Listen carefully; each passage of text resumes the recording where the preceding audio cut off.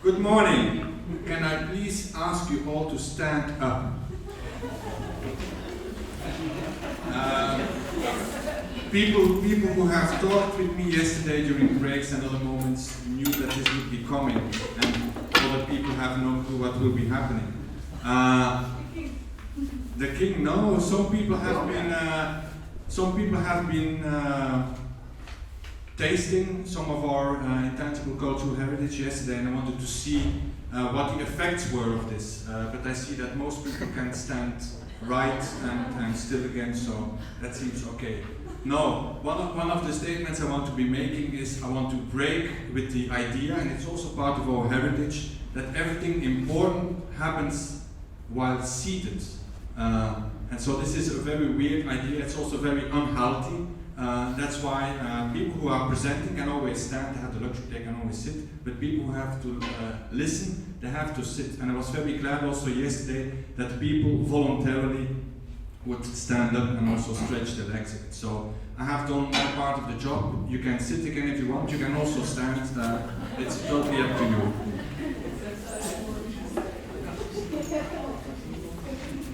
Good. What is an anthropologist, a social cultural anthropologist, as I am doing here? Well, times have changed.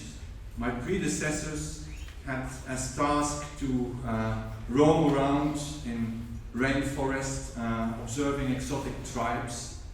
Times have changed. I'm here observing you. Not to say that you are not exotic, and that this building is not exotic, but it's indicating that times have changed and that anthropologists are observing many different things. And I'm certainly not the only anthropologist who is involved in heritage or who is studying people who deal with heritage. I have colleagues who do that in very interesting ways. But I will come back also to the history of anthropology. But one of the things I must confess is that yesterday afternoon, I was, as the day was drawing to a close, I was preparing my notes and I was very happy. I had a very nice outline of what I would be saying here.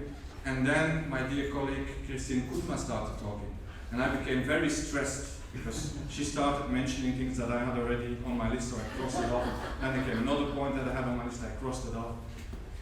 And so, yeah. So I had a dilemma, and I think the meal and the drinks brought a solution, so I became less stressed. And I started realizing that it's maybe good that there is overlap, because it points to things that people with different expertise note here. And so it's maybe good that there is overlap, and so there will be overlap, and I will also be repeating some things, but taking my angle. One of the first things that I want to say that became very clear to me as I was listening to the different presentations is that I became aware again of something that I have realized, but it was very strongly present yesterday too, is that heritage is a discourse. And if you are not familiar with that discourse, and you would have been here in the audience, you would have been quite lost. Because there's a whole discourse that have been developed around heritage, and that, as Christine pointed out also, that we, people who are maybe familiar with heritage, take for granted. But maybe we should question that, the categories and all the things that are being used. And as I was trying to prepare and also trying to justify why I was here, I actually found on my computer the text that I wrote last year, and I didn't remember that I had written this. And let me read just one paragraph. It's basically explaining what the link is between anthropology and heritage, and also how anthropologists have been very upset and very involved also in actually trying to shape and manipulate things at UNESCO level. And so to understand that, we have to go back a little bit in history.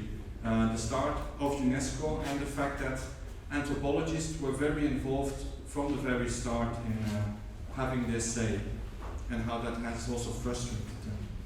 So because its headquarters are in Paris, UNESCO has been influenced, perhaps disproportionately, by the French intellectual tradition. And this is important because nothing is innocent, and so the fact that things are based in a certain place has consequences, and this is also the case here. During the first decades, UNESCO collaborated regularly with Paris-based anthropologists, such as Michel Leiris or Claude Lévi-Strauss. Jacques Goudy regularly crossed the channel to give advice. He was one among many anthropologists who helped UNESCO broaden its narrow concept of heritage at that time to include what came to be known in heritage discourse as intangible cultural heritage, but what many anthropologists would simply call culture. And so this is something to think about. Other key players included Nestor Garcia Canclini from Mexico, Manuela Carneiro da Cunha from Brazil, Junzo Kawada from Japan, and Georges Connominas from France. Major steps were taken at the end of the 1990s, and you see that many years passed to make things move on and develop. When Mexican anthropologist Lourdes Arispe, who is now the UNESCO Chair in Research on Intangible Cultural Heritage and Cultural Diversity, was UNESCO Assistant Director General for Culture. So that was from 1994 until 1998. And so I'm mentioning all these names and these things to actually point out that the fact that we are here, the fact that we are talking and using certain discourse and thinking in certain ways is all not a coincidence. It's different players that were at the right or at the wrong time in certain places doing things or not doing things. Earlier on, UNESCO had been instrumental in changing the role and idea of heritage from a vehicle of nation building to an instrument of world making. And so this is what was very important at the very beginning, and we can actually reflect critically whether we are not actually turning the clock back, and whether there are other forces, especially national forces, who are trying very heavily to turn it back and make this nation, this national aspect more important than this world making. And so maybe destroying a bit this agenda of UNESCO to create a global cosmopolitan awareness and identity. So you have these different forces that are at stake. The official shift happened in 1978 with the founding of the World Heritage Committee and World Heritage List, both results from the 1972 Convention concerning the protection of the world's cultural and natural heritage. The rationale prompting that convention basically reiterated laments made by Claude Lévi-Strauss 20 years before that date regarding the safeguarding of cultural diversity.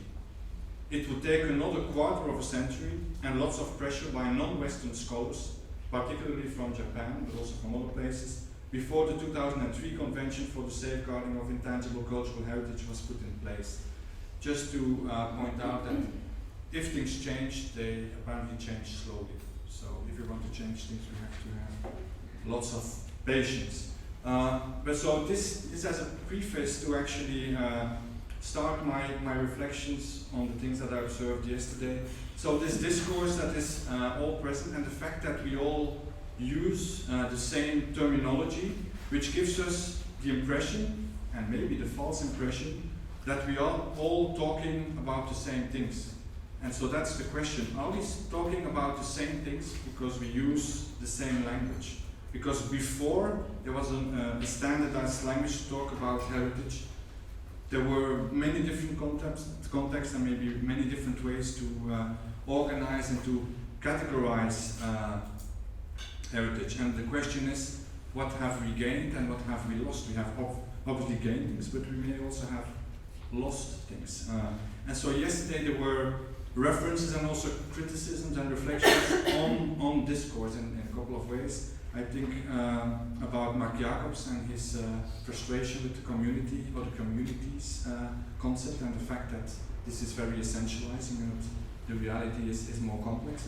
But you see that from the moment the discourse is installed, because it's present in official documents, people start using it, and it's very hard to go against it. It takes a lot of energy to go against the discourse and things that are being used.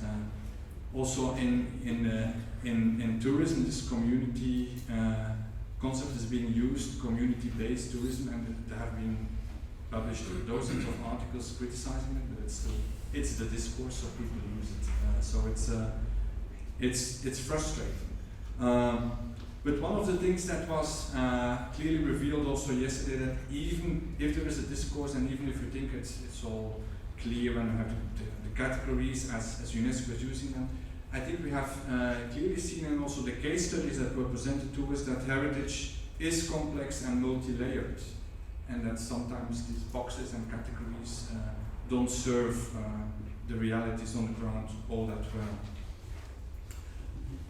And one of the things that categorizations are doing, and this is also something that Christine pointed out, is the fact that it's leaving out things, and it's also leaving out connections that are there, but because of the putting in boxes are being left out. And so one of the things that is very striking is the very clear link, because of the discourse, between intangible heritage and culture, so intangible cultural heritage.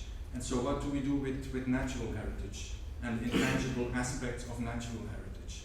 And the fact that because of the boxes we don't make these connections also means that yesterday nobody talks about this, because it doesn't fit in our box system. And so this is something that we should be thinking about, because of course all these things are related, and you have to be blind to not notice the relevance of things that are happening to our natural environment. I mean, it's constantly in the news, and it's also heavily related to heritage. And so, but because of our boxes, maybe we don't give it the attention that it deserves. And so this is something that we should be thinking about critically. Then, this is of course due to the specific aim of why you are here, is this link between ICH and museums. And ICH, it sounds to me very funny, ICH, Aging Things Heritage. I actually like the Flemish acronym also quite a bit. It's ICE, it's just ICE. It's a simple. But as I said yesterday jokingly, so from the moment we start using too many acronyms, then there's something quite wrong with the way we are dealing with heritage. And so I will also be looking and listening today to how many acronyms you dare to use. But to talk about this link between ICH and museums, when I started listening yesterday and hearing the very different contexts and realities, I was of course immediately thinking of the situation in Belgium, where if Belgium would have a Facebook page, it would put on its status, it's complicated. And this is also the relation between ICH and museums. It's complicated. It depends a lot on context variables and lots of different things, and it's maybe hard to see where the issues are, because the issues in different places may be very different, and it's related to things that we have talked about, like the issue of scales, the issues of policies, the supporting policies that are there or not there, or wrongly there, so the different national context, global context, regional context, different types of museums with context and object matters that maybe lend themselves more easily to make this link, or not make this link. And I think the conclusion of all this was actually given at the very beginning of the day. If you listened very carefully, Sergio, one of the first speakers, he actually gave, I think, the brilliant summary, and it's that the relation between ICH and museums is, it's not love at first sight, but it's a marriage of convenience. And I think that's a very good way of putting it. Whether you like it or not, it's very strategic to actually see this link and actually reinforce this link, just purely also out of strategic reasons. And the not love at first sight is something that is also very present when you think about ICH museums versus tourism. Tourism is another thing that also, and people who are dealing with heritage have a very ambiguous relation with tourism and tourists, and this is something that is a bit despised, and it's not. And this was also a comment that was given yesterday. So in all these presentations yesterday, the lack of a focus of taking into consideration of visitors. So if we are talking about museums, if we're talking about ICH, you know, as visitors, as people who do something with everything that we are proposing to them. And so where are these people in our analysis?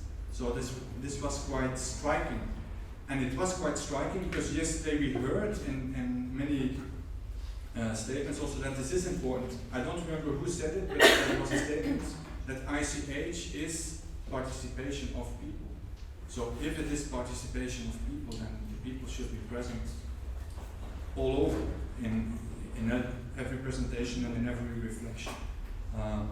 And the participation of people also brings us to the importance of narrative, the storytelling. I didn't hear much about storytelling, but it's very important how we package things. You are here, you are experts, and so you package things differently, but of course if you engage with public, you have to package things in a rather different way in order to make things understand. And we heard yesterday, I remember when there was a presentation from Switzerland, the power of persuasion, which I think is quite important, especially in this day and age where there is a lot of persuasion taking place. I mean, think of social media, think of fake news, think of all kind of things happening. And so whether you like it or not, you have to think very seriously about how you position yourself within this reality of today, which is not the reality of 30 years ago. We live in a very different reality. And so how do you position yourself and your work and the values that you see important in this link between ICH and museums? So how do you make use of all these new possibilities or challenges, or so what do you do with this? Because you often hear when you talk to people who are not in heritage and heritage sector, this idea, whether it's true or not, but there's this idea that heritage is not the most sexy thing in the world. It has this ring to it that it's, you know, it's as boring and as the oldness that it would refer to. And this is not my perception, but this is a perception of many people. And so this poses a lot of ethical dilemmas too. Do you have to make heritage and heritage discourse and the way you package things more sexy or cool? And what are the dangers of doing that? Because you risk of making the medium much more important than the message. And so reflections on these types of things are quite important, I think. And the many challenges, it's very clear that there are quite a bit of challenges, and that we will not move forward if we stick within our own boxes, and if we stick having discussions with people who are heritage experts. And if there is something that I learned yesterday from observing yesterday, and I wrote it down, creativity will save the day.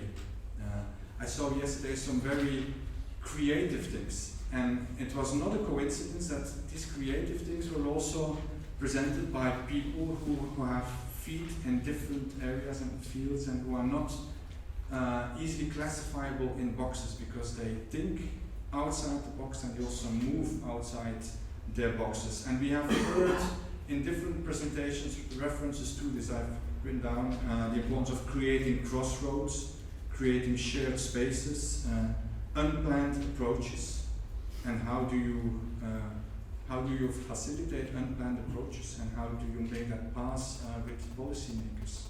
It's quite a challenge. Also the link between heritage and art, these artistic processes, and we have seen examples of this. Think of the examples of the Zenneke parade and everything around it in Brussels, also the last example of the African Museum.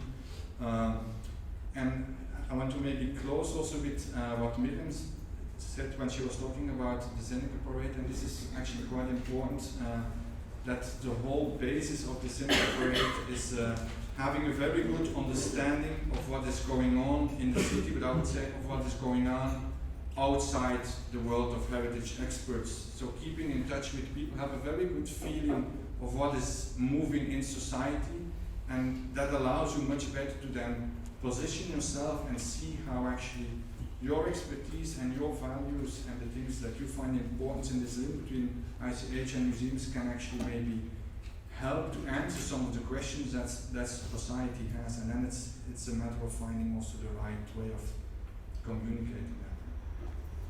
But I see here the moderator doing a very good job and pointing out that I have to stop now. So that's what I'm